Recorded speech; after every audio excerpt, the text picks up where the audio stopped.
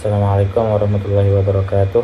Perkenalkan, nama saya Ahmad Zaki yang ber-NPM-kan 22050300062 dari semester 5 PGMI reguler A, yang dosen pengampunya adalah Ibu Tutus Rania Arifa MPD. Adapun materi di sini saya akan menjelaskan yaitu fakta dan opini. Di sini saya akan menjelaskan yaitu tentang fakta. Adapun fakta di sini adalah informasi atau pernyataan yang kebenarannya dapat dibuktikan dengan cara pengamatan atau dengan data atau bukti nyata. Fakta biasanya tidak dapat berubah dan tidak dapat diterima semua orang karena didasarkan oleh kenyataan atau kejadian yang benar-benar adanya. Contoh, matahari terbit dari sebelah timur.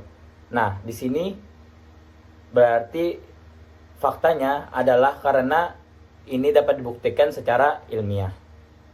Adapun opini adalah pernyataan yang berisi pendapat, pikiran, atau perasaan yang bersifat objektif.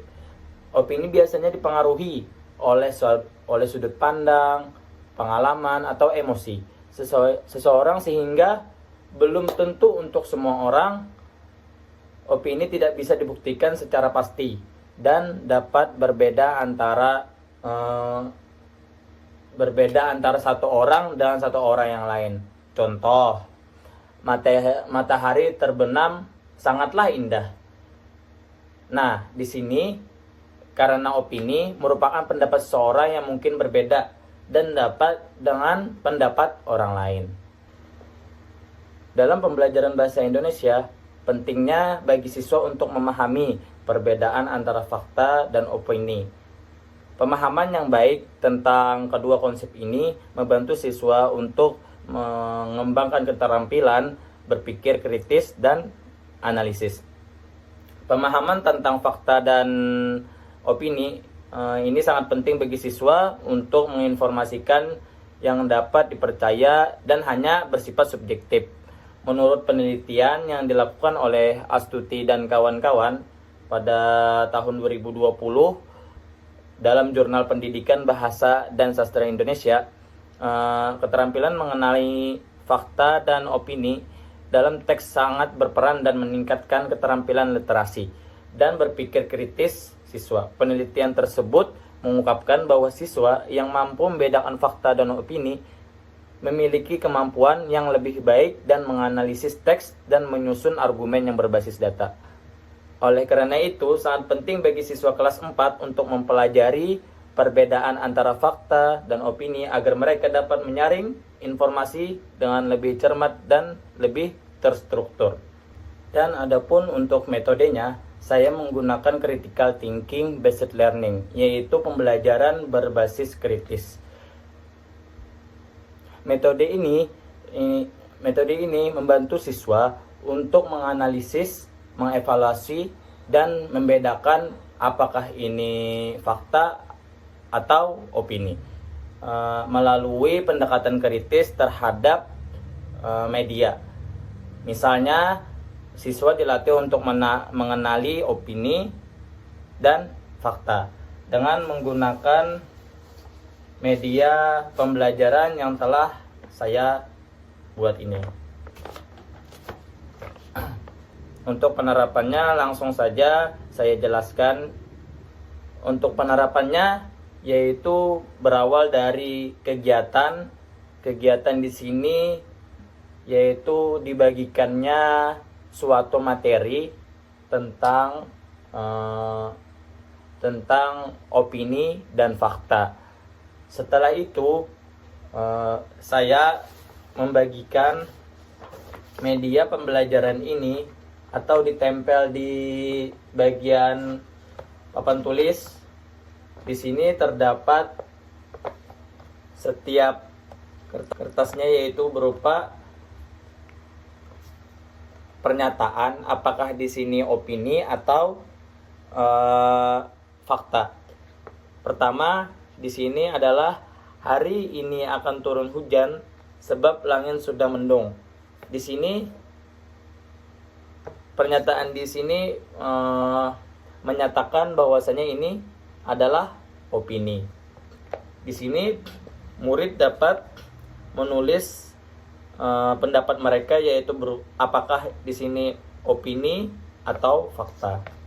Adapun yang kedua yaitu bendera negara Indonesia terdiri dari warna merah dan putih. Secara ilmiah, secara pembelajaran sudah pasti, sudah fakta bendera negara Indonesia itu terdiri dari warna merah dan putih. Dan adapun yang ketiga yaitu rumah yang kosong dalam waktu lama dipercaya akan berhantu. Di sini sudah pasti opini karena itu adalah pendapat orang lain. Lanjut ke pernyataan yang kedua. Pernyataan yang kedua yaitu tentang apakah Pak Prabowo adalah Presiden Indonesia pada tahun 2024 sampai 2029. Di sini menurut pengetahuan bahwasanya ini adalah fakta. Dan di sini ada lagi yaitu tanggal 17 Agustus 1945 diperingati sebagai Hari Kemerdekaan Indonesia. Di sini sesuai pernyataannya itu adalah fakta karena sesuai pengetahuan ilmiah bahwasanya 17 Agustus 1945 itu diperingati sebagai Hari Kemerdekaan Indonesia. Yang ketiga yaitu Indonesia adalah negara yang indah. Di sini pernyataannya yaitu berupa opini. Karena di sini hanya sebuah pendapat, bukan fakta. Lanjut untuk tujuan penerapan metode pembelajaran critical thinking based learning ini yaitu siswa dapat membedakan informasi yang dapat dibuktikan kebenarannya atau bisa disebut juga dengan fakta, dan adapun pernyataan yang bersifat subjektif atau pandangan pribadi yaitu berupa opini.